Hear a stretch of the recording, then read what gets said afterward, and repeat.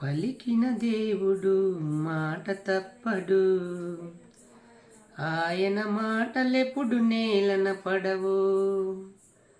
పలికిన దేవుడు మాట తప్పడు, ఆయన మాటలెప్పుడు నేలన పడవు. భూమి ఆకాశములు గతించినా ఆయన మాటలెప్పుడు గతింపవు. ఆయన మాటలే నెరవేరును, ఆయన మాటలే నెరవేరును. పలికిన దేవుడు మాట తప్పడు, ఆయన మాటలెప్పుడు నేలన పడవు.